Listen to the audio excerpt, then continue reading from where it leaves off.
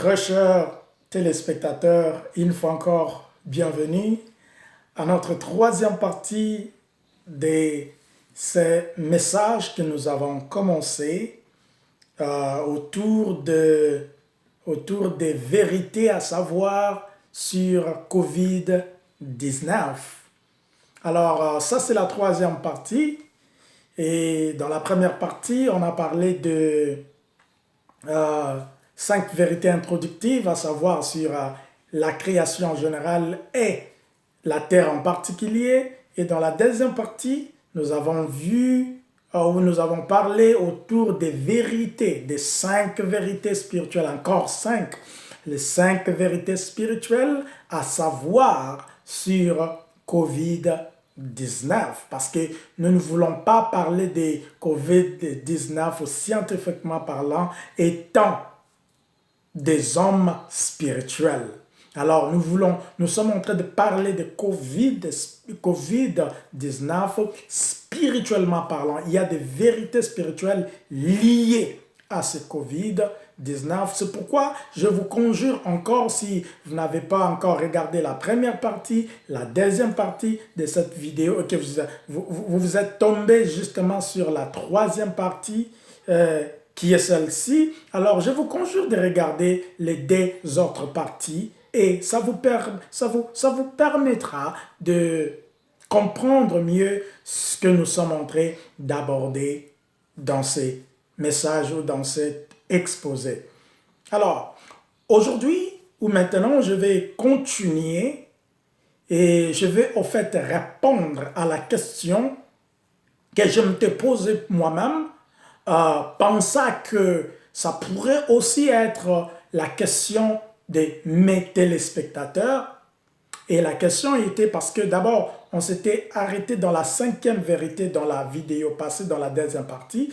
On avait dit que la 5e vérité était que le déploiement de mauvais esprits mandatés par le diable derrière ces COVID-19 a été permis par Dieu.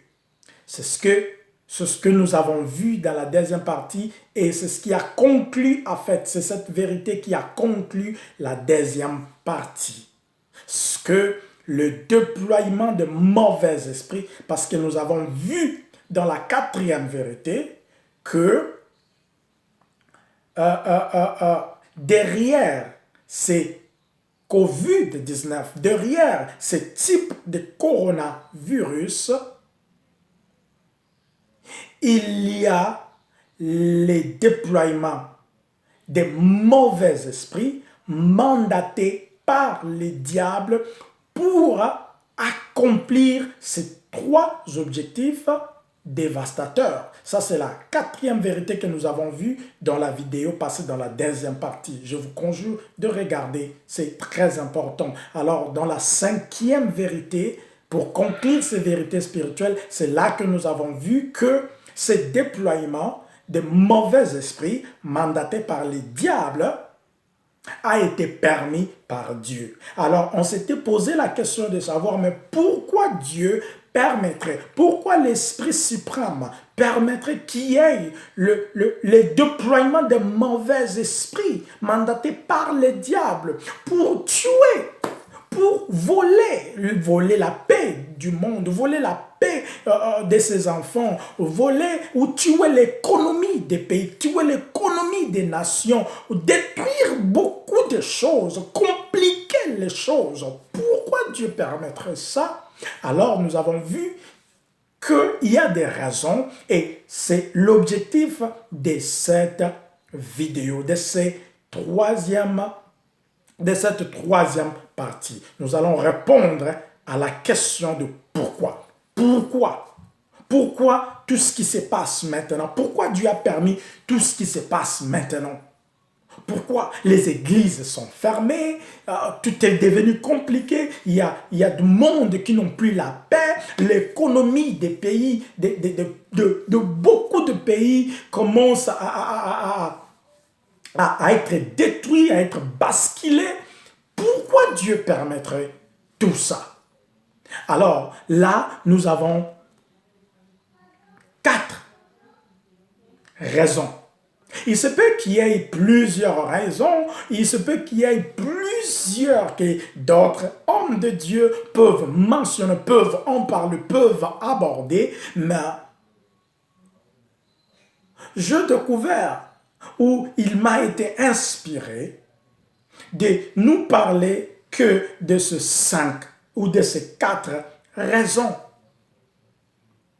Voici alors la première raison. Pourquoi Dieu a permis tout ce qui se passe maintenant? Pourquoi Dieu permettrait ça? Parce que tout ce que Dieu permet, il le permet pour des raisons bien précises. Il n'y a rien que Dieu permet juste pour permettre. Mais lorsqu'il le permet quelque chose, c'est parce qu'il a des objectifs derrière cette permission. Alors voici la première raison. La première raison, si Dieu a permis qu'il y ait le déploiement de mauvais esprits mandatés par le diable, c'est d'abord pour confirmer la véracité de sa parole, directement de lui-même ou indirectement par ses serviteurs.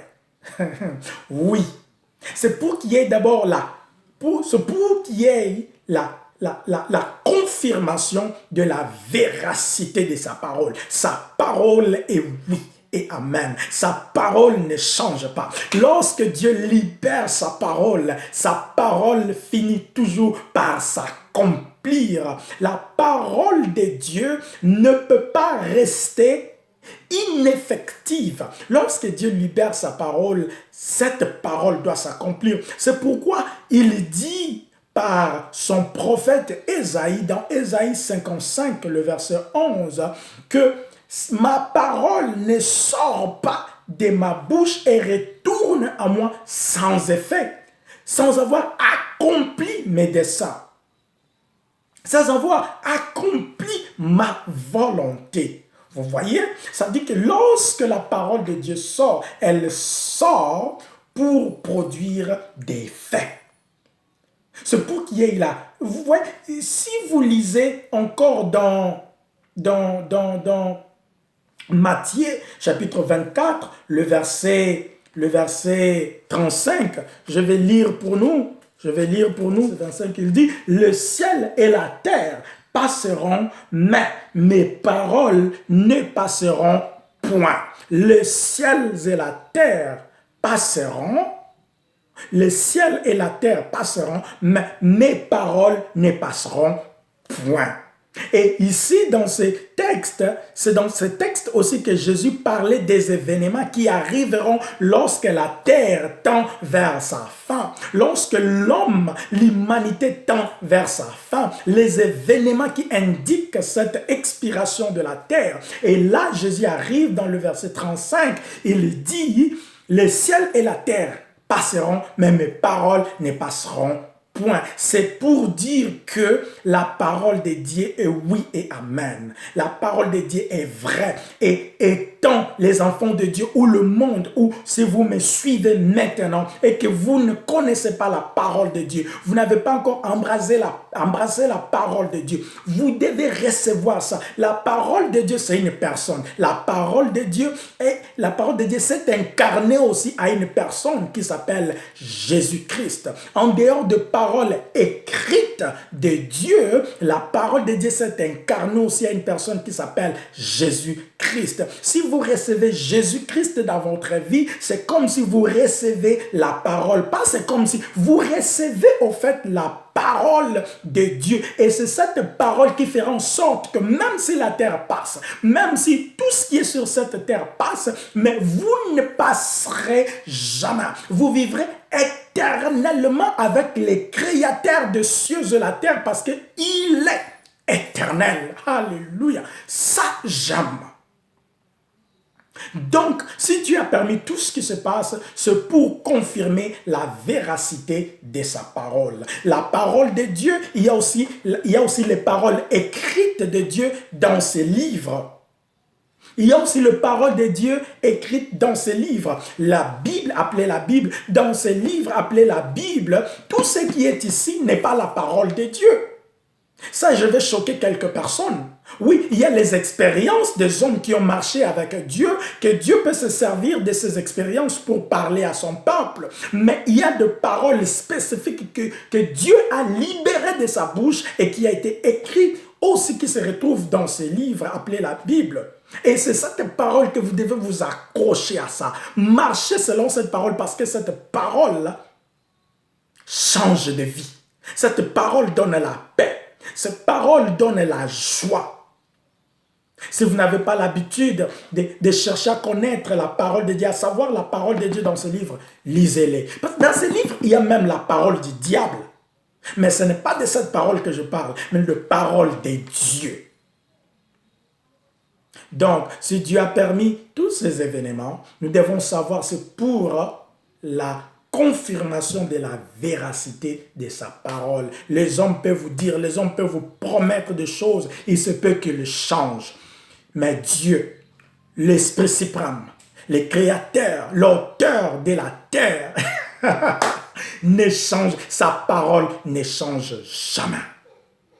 Voici la deuxième raison pourquoi Dieu a permis tout ce qui se passe. Voici la deuxième raison pourquoi Dieu a permis le déploiement de mauvais esprits pour tuer des vies, tuer les économies, voler la paix, le bonheur du monde. Pourquoi Dieu a permis? La deuxième raison, c'est pour lancer un appel de préparation et de conscience à ses enfants. L'appel de préparation et de conscience à ses enfants. Si vous savez que vous êtes un enfant de Dieu, tout ce qui se passe maintenant doit nous interpeller, doit interpeller notre conscience pour savoir que cette terre tend vers sa fin. La vie humaine tend vers sa fin. Cette terre, déjà, c'est ce que j'ai pris mon temps de parler dans la première partie de cette vidéo, nous expliquer l'expiration de chaque chose, de chaque création. Alors, frères et sœurs, très chers téléspectateurs, vous devrez savoir que cette terre tend vers sa fin. Et Dieu a permis tous ces événements, c'est pour faire lancer un appel à ses enfants qu'ils se préparent, qu'on doit se préparer, on doit être prêt dans notre relation avec lui. C'est pour nous dire que très bientôt j'arrive, très bientôt mon fils Jésus-Christ revient sur la terre, revient à lever son église. Et nous devons être prêts. C'est comme dans cette histoire où on nous parle des jeunes filles vierges qui devraient se préparer à la rencontre de l'époux. Ça, ce que nous sommes en train de vivre maintenant, c'est un appel de préparation. Mon frère, ma soeur, vous qui me suivez maintenant, quelle est votre relation avec Dieu? Quelle est votre relation avec Christ Jésus? Préparez-vous. Parce qu'on n'a plus assez de temps. Cette terre n'a plus assez de temps. Tend vers sa fin. Tend vers son expiration. Voici la troisième raison. La troisième raison, si Dieu a permis tout ce qui se passe maintenant, c'est faire un appel à ses enfants qui s'étaient éloignés de lui, d'y revenir à lui et à leur premier amour. Oui. C'est lancer, c'est faire un appel. Ce qui se passe maintenant, les confinements, l'isolement, tout ce qui se passe, le monde est dans le trouble, dans la perturbation. Le gouvernement de la terre sont en train de chercher les solutions, les scientifiques ici et là. Alors, frères et sœurs, nous devons savoir, très chers téléspectateurs, vous devez savoir que c'est un appel de la part du Créateur de cette terre. Il vous lance l'appel d'y revenir. Si vous vous êtes éloigné de lui, Dieu vous lance un appel. Comprenez que ce qui se passe, c'est un appel de Dieu. D'y revenir à lui. D'y revenir à votre premier amour. C'est comme cet enfant, c'est ce fils prodigue dans Luc, je vais chercher pour nous, je vais trouver pour nous, c'est dans Luc, si je ne me trompe pas, Je ne veux pas juste vous donner le passage pour vous donner. Gloire à Jésus. C'est dans Luc 15. Si vous lisez à partir du 11e verset, là vous allez voir, on parle de ces fils prodigues qui s'est éloigné de son père, qui a voulu vivre sa vie à sa manière. Mais lorsqu'il est allé là où il était allé et les choses n'ont pas marché, il a pris la décision de retourner auprès de son père. La souffrance qu'il a endurée, le douleur qu'il a endurée, ça a fait qu'il comprenne que ça c'est un appel que je dois retourner auprès de mon père. Frères et sœurs, ce que le monde est en train de traverser maintenant, c'est un appel que vous devrez retourner à votre père. Retournez, dis-lui, Père, je me t'ai éloigné de vous, dans ma manière de vivre, dans ma manière de me comporter, mais voici, je reviens auprès de toi. Et Dieu va vous accueillir avec les bras ouverts. Voici alors la 4e raison pourquoi Dieu a permis tout ce qui se passe. Parce que tout ce qui se passe est sous l'influence des mauvais esprits. Tout ce qui se passe, tout ce que la terre est en train d'endurer est sous l'influence. Tout derrière ce virus, derrière ce coronavirus, ce Covid-19, il y a l'influence de mauvais esprits.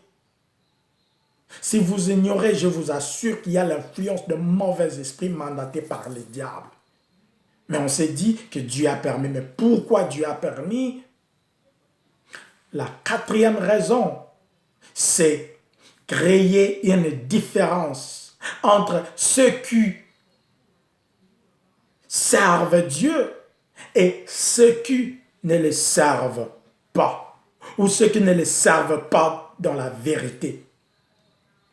Frères et sœurs, très chers téléspectateurs, aller à l'église, bâtiment entre guillemets, ne veut pas dire servir l'Éternel.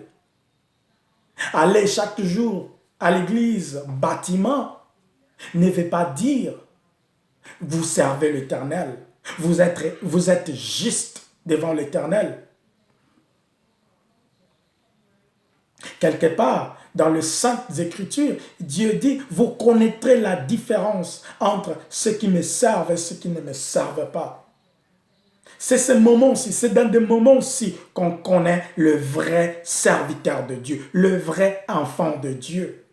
Parfois, il y a beaucoup de gens qui pensent prier en ligne. Les enfants de Dieu pensent que prier en ligne, c'est ça, servir Dieu. Non, servir Dieu, vous pouvez bel et bien prier en ligne, mais après la prière en ligne, vous allez vous masturber. Excusez-moi pour le langage. Est-ce que ça servir Dieu? Vous allez regarder le film pornographique. Est-ce que c'est ça servir Dieu? Écoutez juste vos conversations. Est-ce que c'est ça servir Dieu?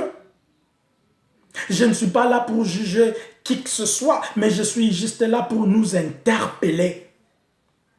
Qu'il doit y avoir la différence. Même dans ces temps de crise, il doit y avoir la différence. Il doit y avoir la différence. C'est plutôt même un moment où, si vous êtes un vrai enfant de Dieu, un vrai serviteur de Dieu, vous devez multiplier votre relation. Vous devrez entretenir encore votre relation avec votre Créateur. Il y a quelque chose qui me revient en esprit. Ce que, quand je disais, c'est faire appel à la 3e raison, j'y reviens. Quand je disais faire appel à ses enfants, mais aussi Dieu a permis ça pour faire appel au monde de savoir qu'il n'y a qu'un seul sauveur, il n'y a qu'un seul. Ce que Dieu dit est vrai et qu'on doit obéir à ce qu'il dit. On doit le suivre, on doit recevoir son Fils Jésus. Si vous êtes là, vous êtes en train de suivre cette vidéo que vous n'avez pas encore fait de Jésus-Christ, votre Seigneur et Sauveur, votre Maître, votre guide de la vie, je vous lance cet appel de le recevoir même dans votre chambre. Agenouillez-vous, faites appel à lui. Écoute, il y a beaucoup de leaders spirituels dans des différentes religions. Ils vont vous promettre, ils vont vous dire des bonnes choses, de philosophies qui sont là pour vous, qui vous inspirent à une meilleure vie sur la terre. Mais je vous assure, après la vie sur la terre, il y a une autre vie. Après la mort, il y a une autre vie. Et cette vie, vous avez besoin de Jésus-Christ pour avoir cette meilleure vie. D'où je m'arrête à la quatrième raison qui est créer une différence. Donc si vous êtes enfant de Dieu, un vrai enfant de Dieu, ne vous laissez pas distraire par quoi que ce soit ou par qui que ce soit. Servez l'Éternel dans la vérité, même dans votre chambre, servez l'Éternel. Montrez cette différence. Et le Seigneur ne manquera pas à penser à vous. Vous savez comment cette différence se crée? C'est par nos attitudes et nos actions. Vos attitudes et vos actions. Il y a une différence. La différence se crée dans l'attitude, dans nos attitudes, dans nos actions. L'attitude que vous avez dans des pareils moments, les actions que vous posez, les actions spirituelles, l'attitude spirituelle, ou les attitudes spirituelles que vous avez dans des moments pareils, des moments de crise, c'est ce qui montre que vous êtes un vrai enfant de Dieu. Alors, dans la dernière partie de cette vidéo, de ce message, là, nous allons parler encore de 5 attitudes que un vrai enfant de Dieu doit avoir à ces temps de crise. Très chers téléspectateurs, merci pour votre temps, votre attention et on se retrouve à la 4e